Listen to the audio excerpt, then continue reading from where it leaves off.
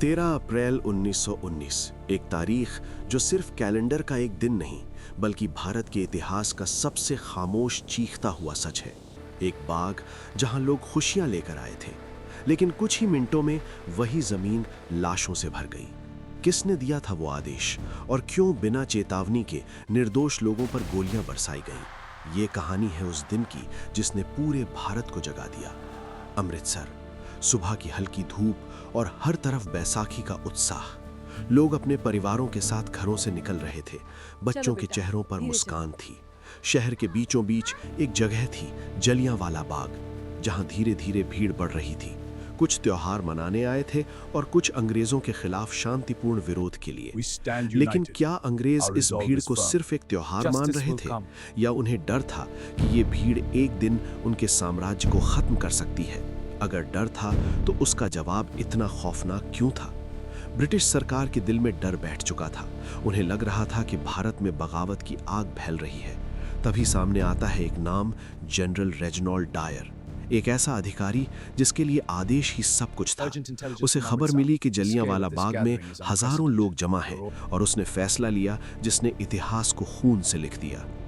शाम करीब 5 बजे डायर अपने सैनिकों के साथ वहां पहुंचा।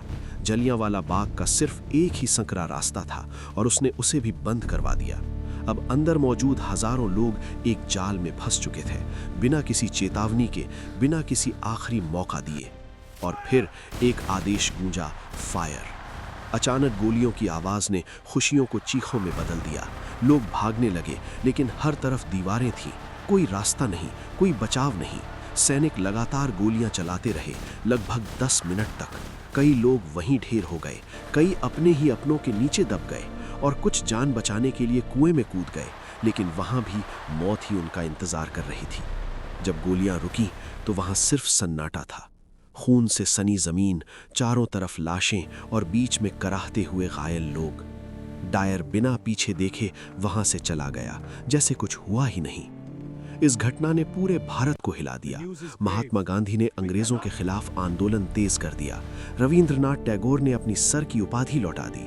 हर भारतीय के दिल में आग थी और एक ही सवाल, क्या हमारी जान इतनी सस्ती थी?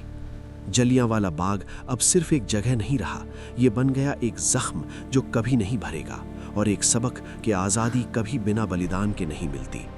आज भी जब कोई उस बाग में जाता है तो दीवारों पर पड़े गोलियों के निशान उस दिन की कहानी सुनाते हैं। एक ऐसा दिन जब इंसानियत हार गई थी, लेकिन उसी दिन भारत की आज़ादी की लड़ाई और मजबूत हो गई थी। यही थी जलियांवाला बाग की सच्ची कहानी, जो आज भी हमें याद दिलाती है कि आज़ादी की कीमत खून से चुकाई जाती है। धन्यवाद इस कहानी को अंत तक देखने के लिए। अगर इस कहानी ने आपके दिल को छुआ हो तो इसे अपने अपनों के साथ जरूर साझा करें, क्योंकि ये सिर्फ एक कहानी नहीं, हमारे इतिहास की सच्चाई है। धन्यवाद इस वीडियो को देखने के लिए। ऐसे ही भारत के बारे में जानने के लिए इस चैनल को सब्सक्राइब करें और बेल आइकन्स को भी दबाएं। और आपके द्वारा कोई सुझाव हो तो उसे कमेंट में जरूर बताएं।